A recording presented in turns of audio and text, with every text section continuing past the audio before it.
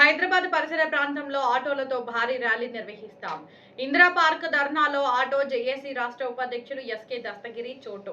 కవితక్క auto union, Salim auto union అధ్యక్షుల గారి ఆధ్వర్యంలో జరిగిన కార్యక్రమంలో రూప్ సింగ్ గారు ముఖ్య అతిథిగా హాజరు కాగా ఎస్కే దస్తగిరి గారు మాట్లాడుతూ కాంగ్రెస్ పార్టీ 2023 ఎన్నికల్లో ఇచ్చిన హామీలైన ఆటో సంక్షేమ బోర్డు 12,000 రూపాయలు అంశాలను మర్చిపోయి ఇంకా ఆటో డ్రైవర్లను మోసం చేయాలని చూస్తుందని, వాటిని తక్షణమే ఉపసంహరించుకొని కాంగ్రెస్ ఇచ్చిన హామీలను నెరవేర్చాలని, అందుకోసమే నిరసనగా ఈ నెల 24న రాష్ట్ర వ్యాప్త ఆటో బంద్ నిర్వహిస్తున్నామని, దానికంటే ముందుగానే ఆటో యూనియన్లతో చర్చలు జరిపి సమస్యల పరిష్కారానికి ముఖ్యమంత్రి రేవంత్ రెడ్డి గారు కృషి చేయాలని మాట్లాడుతూ అన్నారు. ఈ కార్యక్రమంలో దత్తూరాం, భిక్షపతి, హాజీబాయ్, రాజు నాయక్, జార్జ్, ఖాదర్, రఫీ, అఫ్సర్, ఇర్ఫాన్, సంతోష్, మోయిన్, లక్ష్మణ్, ఇస్మాయిల్, నయీం, రామస్వామి, సంతోష్ తదితరులు పాల్గొన్నారు. వాళ్ళ కుటుంబాలు కూడా 4,000 కుటుంబాలు అంటే దగ్గర వాళ్ళ సంబంధాలు తీసుకున్న వాళ్ళందరూ కలుసుకుంటే 30 నుంచి 40 వేలు ఒక కాన్సెసీకి. అయితే మనం ఒక 10 నిమిషాలు అప్పటి నుంచి చూస్తున్న అందరు ఫోన్లలో మీటింగ్లలో ఒక 10 నిమిషాలు పక్కన పెడితే, మేడం వచ్చిన తర్వాత కూడా అట్లనే మాట్లాడితే ఈ మీటింగ్ పెట్టుకుని కూడా మన లాభం లేదు. ఒక 10 నిమిషాలు పక్కన పెట్టుకోవాలన్న మేడం వచ్చినాక కూడా డ్రైవర్స్కి డిసిప్లిన్ అనేది ముఖ్యం. మనకు ఇంకొకరికి చెప్పే అవకాశం ఇవ్వద్దు. మనం చేసే పని అందరు చెప్పారు. ఒక 108 ఇస్తుంది, ఒక యాక్సిడెంట్ అయితే ఆటో ఎట్లా వెళ్తుంది అందరు చెప్పిరన్న. అందరు డిసిప్లిన్ అయితే కాపాడుకోవాలి మనము. అయితే ముందుగా ఏముందంటే 263 సర్వే నెంబర్ జీవో గురించి చెప్తున్నారన్న. నిన్న మేము జడ్కెల్లో కూడా మా ప్రెసిడెంట్ రవీణ జేఏసీ ప్రెసిడెంట్ చేసిన అక్కడ ప్రోగ్రాము ఒక 1000 మంది ఆటోలతో ర్యాలీ తీసినామన్న. పటాన్చెరు కూడా 14th రోజు పెడుతున్నాము. ఇప్పుడు సీఎం సాబ్ 15వ తారీఖు ఏదో ప్రోగ్రాం పెడుతుంది సంగారెడ్డి.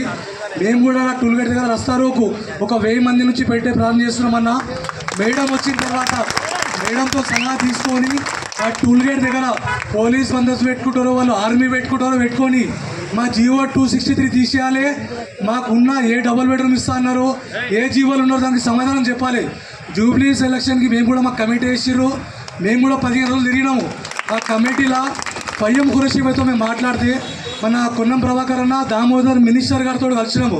వాళ్ళు ఏం చెప్పారంటే ఎలక్షన్ కాగానే మొట్టమొదటి ఆటో కమిటీ వాళ్ళకు హైదరాబాద్ కానీ జిల్లా కానీ 119 కాన్సెసీలు ఉన్నాయి. వాళ్ళందరినీ పిలిపించి వాళ్ళ సమస్యలు ఏమున్నాయి మేము పరిష్కారం చేస్తామని చెప్పారు. ఆ రోజు చెప్పిన పరిష్కారం ఇప్పటిదాకా లేదు. అది లేకుండా వదిలేసారు. మహాలక్ష్మి తీసేసి అట్లనే పెట్టారు.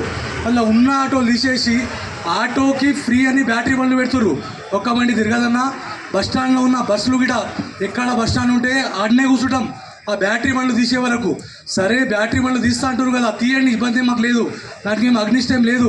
ఇప్పుడు ఆర్టీసీ పర్మిట్లు చేసిరో మా డ్రైవర్లకు కూడా పర్మిట్ చేయండి. మా ఆటోలు మీరే తీసేసుకోండి, మాకు అభ్యంతరం ఏం లేదు, మాకు ఉపాధి లేదు. ఇప్పుడు ఇంతకుముందు మా గొడవ ఏముండే, డిస్టిక్ ఆటోలు, హైదరాబాద్ ఆటోలు, ఇదే గొడవకే సగం చచ్చిపోయారు డ్రైవర్లు. 200 నుంచి 300 మంది చనిపోయారు ఇప్పటిదాకా. ఆ సమస్యనే క్లియర్ కాలేదు మాది, మళ్ళీ ఈ సమస్య వచ్చింది. అందుకే మీరు అందరూ ఏకంగా అయితేనే ప్రోగ్రాం ముంగడికి పోతుంది. మన ఇమ్మడి మేడం ఉన్నారు, జేఏసీ నాయకులు ఉన్నారు, ప్రతి ఒక్కరు బీజేపీ కానీ కాంగ్రెస్ అని అందరూ వస్తారు పార్టీ వాళ్ళు.